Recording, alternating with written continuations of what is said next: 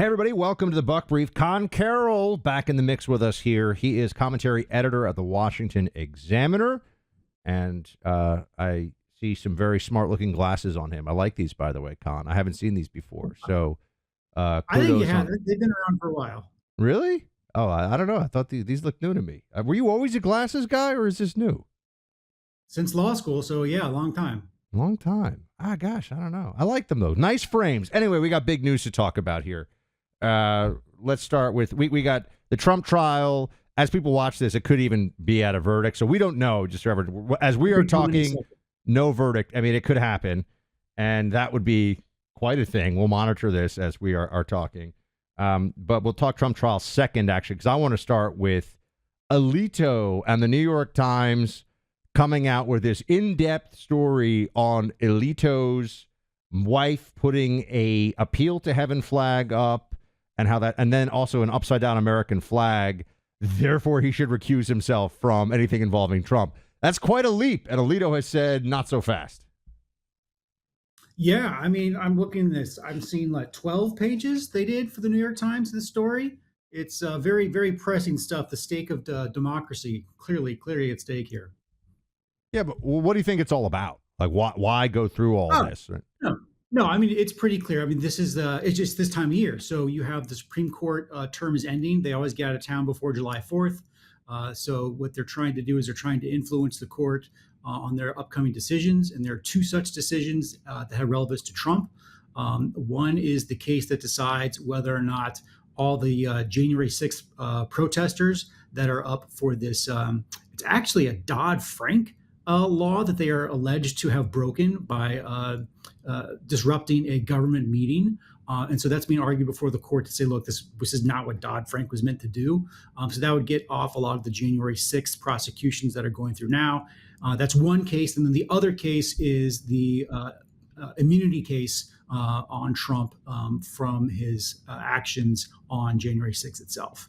And so those are two cases that are going to be coming down before July 4th. And so this is basically just a classic intimidation effort by the left to try to browbeat the conservative members of the court into possibly siding with the three liberal members to give maximum prosecutorial power to the government.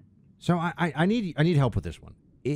Sure. If the appeal to heaven flag is a far-right hate symbol, why was the appeal to heaven flag flying outside of San Francisco's Civic Center Plaza for the last few decades?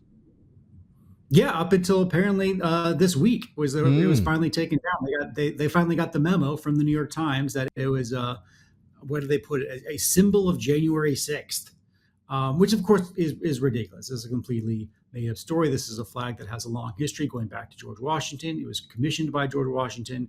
It is currently used by, I think, the Massachusetts National Guard as one of their symbols. Symbols get co-opted by different people, different movements all the time. And, this is just an effort to tar the reputation and intimidate a Supreme Court justice, a completely flimsy one by the New York Times. And it's more than just the New York Times. It's the whole diaspora of NGOs on the left, funded by different groups. I mean, ProPublica is big into this. They definitely helped fund the upside down flag story. But this is part of their, and they also are the ones who funded all those stories against Clarence Thomas, suggesting that he is corrupt because he went on vacations with a wealthy individual. But this is an organized effort by more than just the New York Times, by nonprofit organizations like ProPublica to intimidate and reshape the court, and more importantly, long term, to build the foundation for packing of the court if they are to narrowly win the White House and keep the Senate. That's the eye on the prize goal here. And yet, here we are looking at the destruction of our judiciary system in New York City with the Trump trial, and that we're supposed to think is somehow okay. Meanwhile, they're worried at the New York Times about flags that have been flown in this country for a very long time. But anything to see, I have a theory on this. I want to put this to you. I think that they just hate Alito so much that they become irrational when it comes to anything related to Alito. You know what I'm saying? Like, They might have been a little bit more. They might have been a little slower to pull this maneuver with someone else. But I think they hate Alito and Thomas more than any other judges out there right now. I would throw Kavanaugh into that mix. I think they hate Alito and Thomas and Kavanaugh the most. I mean, there's definitely less animosity towards Gorsuch or Barrett.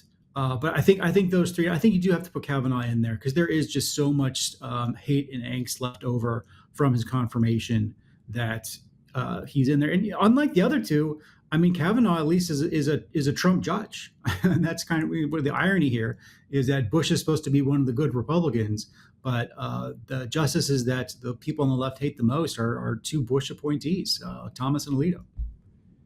I want to come back and talk a little bit about the New York City Trump trial situation here. Khan's going to keep me from thinking that the Republic is doomed. I hope. I don't know. Maybe not. We'll see. But first up, everybody, when you can get smarter for free, I think it's an opportunity you should definitely take. And a good friend of mine, Porter Stansberry, who's one of the smartest economists I've ever met. I've known him for over a decade now. I've worked with Porter, had countless dinners with Porter, just picking his brain and understanding where he thinks the markets are going. He has a documentary online that you have to see, America's Last Election. That's America's Last Election. You can see it online free of charge. It's really about your money and the economy, but it also ties in politics, too, to all of this. $34 trillion of debt, inflation that the Fed has been unable to tame. We've got big issues in this, as well as the impending political cataclysm that this documentary gets into. LastElectionPlot.com is the website where you get to watch this.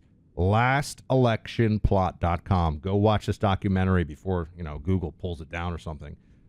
Paid for by Porter and Company. All right, Khan, back to the mix here of New York City. Do you want to make a prediction, given that it's going to be right or wrong within 48 hours, or do you want to just talk around the issue a little bit and tell me whether you think that this has made an irreparable farce of the district attorney's office in Manhattan? Well, I mean, that's an easy one. It has made a complete farce of the district attorney's office. Absolutely. It's hard to see how they crawl back from this. But as far as the verdict itself, I go back and forth. I mean, I think it's the E.J. and Carroll verdict took so quickly to come back, but that wasn't a criminal matter. It only takes one to get a hung jury. And this is such a weaker case, even than the E.J. and Carroll one. Much, much higher standard of evidence that needs to be crossed here. And we're talking about Kavanaugh earlier. I keep coming back to Kavanaugh and how, the friend of the accuser, she could have come up and totally corroborated her story, but she stuck to the truth, and really in a way saved Kavanaugh's nomination. Like if she had turned and verified her story, Kavanaugh might have, well, not Kavanaugh, but this other senators might have caved. And so it only takes one honest American to fight back against the left and stop their plans. And there's 12 of them on that jury, so it's possible. It's possible. I mean, this trial has been fixed by this judge from the beginning. The decisions he's made from the bench. What do you think is the most egregious thing that Judge Merchan has done? I mean, most egregiously unfair. There's so many, but I think the one that is the easiest to explain is the one today, where he basically told the jury, it's a choose your own adventure on the crime here. So you have the bookkeeping crimes, but that's the underlying crime. Those are the misdemeanors, and the statute of limitations ran out for those years ago. And so in order to elevate those into felonies, the prosecution has to prove some other crime. But Trump isn't even charged with the crime. And so what Merchan told the jury today is basically, members of the jury, you can choose whatever crime you want that you think Trump committed. You don't have to agree. He said 4 of you could choose one crime, 4 of you could choose another crime, 4 of you could choose a third crime. But as long as you all imagine some crime was intended to be committed, not even committed, intended to be committed, then that's a unanimous verdict. And most Americans intuitively recognize that this is just a Kafkaesque circus trial. This is, lawfare at its absolute worst. What do you think happens to the other trials if there's a hung jury here? Do you think it has any effect on whether they try to... Effect. No effect, none at all. No effect. I mean, the judges of each of those trials are on their own schedules. They have their own timelines they're trying to meet. The Cannon trial, the document trial in Florida, it doesn't look like that's going to get done in time. You have the Jack Smith trial before the Supreme Court. And again, we're waiting on that decision. That decision is probably not going to come down for a while. And then that decision could even kick it away even further, because they could remand it back to the district court, which would push it even further down the calendar. And neither of those considerations are going to be made by judges that would care what this verdict is. So the political implications of this, as you see it, Trump is found guilty. What do the polls do in response? Trump has a hung jury. What do the polls do in response? Up, down, or stay the same? I think hung jury, it's just through the roof. He's able to say, look, they failed. They failed to get me. I got away. It's very clear that they're trying to get me. Everyone knows this is a total witch hunt, but I still prevailed anyways. And I even think a conviction, helps them a little bit, but not as much. It all depends on what happens after that. I think it hurts if there are images of him in jail and the rest of it. But on the other hand, he becomes more of a martyr. I think just the facts of this case and the way the judge bent over backwards to help the prosecution and really hamstring the defense really makes the case for Trump that this is lawfare, that they're trying to get him. So I think Democrats at the end of the day are damned if they do, damned if they don't on this. I think that's the situation in which they find themselves. So what do you, if the Democrats have a break the glass plan because they're convinced they're going to lose to Trump, what do you think it is? I think it has to be the convention. That's the only way to go here. I think Biden coming out and scheduling that debate in June, I think that quieted a lot of the discussion about booting him out for either Kamala or Michelle. But if this verdict goes badly for the Democrats, and more importantly, if Biden underperforms in that first debate, I do think you could see a concerted effort to push him out at the convention, which is then later. And this is the first time we've ever had a debate before the nomination was chosen. It's amazing. And the early debate, to you, is it just clear that's because Biden realizes he actually is losing? It's not just some right-wing talking point. He's got to try to change the narrative around? I haven't seen another explanation of that. That was, you remember Chuck Todd used to be host Meet the Press, but, Yeah. Terrible case of Trump derangement syndrome. He wrote a column the week before that was like, Biden needs to do something, anything to change it around because he's losing. And then that very next week, Biden, announced the early debate, and Chuck was like, well, this is what it is. This is how they plan to change it.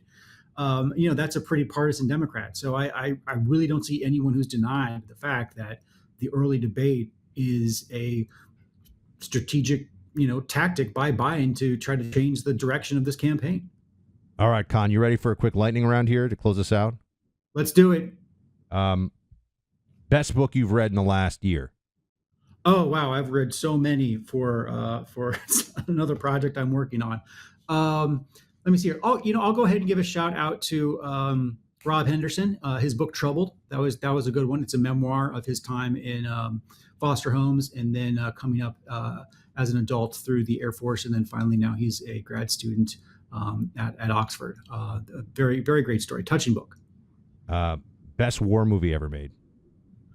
Wow, ever made. Yeah. Hot seat, my friend. Lightning round. Here we go. I'll go with Apocalypse Now. I just, for a number of reasons, Heart of Darkness. I think it's a real emotional getter. And the best advice you could give somebody going to a barbecue of what they should bring, not knowing anything other than they're a guest at a barbecue. Oh, guest at a barbecue? 6-pack, 12-pack, just what? Of what? Oh, beer. Budweiser. What kind? Are you Bud Light? What are we talking about here, buddy? Not Bud Light. Not Bud Light. Anything but Bud Light. Wow, a 12-pack of not Bud Light. There we go. That's his advice. Yes. I like it. All right. I always tell people just, bring sweet, spicy, it doesn't matter, sausage, because you can't, it's basically like pre-cooked. You can't overcook it. Char the you-know-what out of it. Doesn't matter. It still is going to taste good. And people are always like, oh, I don't know. You get a couple of drinks in you, and all of a sudden that really, really salty sausage is it's a crowd pleaser. That's all I can tell you. So I throw that. Not everyone has this option, but my wife makes some amazing deviled eggs, so we pretty much always bring that to any barbecue. But not everyone has access to my wife's deviled eggs. So that may be a bit like showing up with caviar. I don't know if you saw, they're killing 4 million chickens in Iowa. So the price of eggs is about to go way up, I think. Yeah, already higher than they are. It's kind of a delicacy right now if you see how expensive eggs are in the store. Well, I do love me some deviled eggs. Well, there we go, deviled eggs, and you can actually put caviar on your deviled eggs if you want to be super fancy.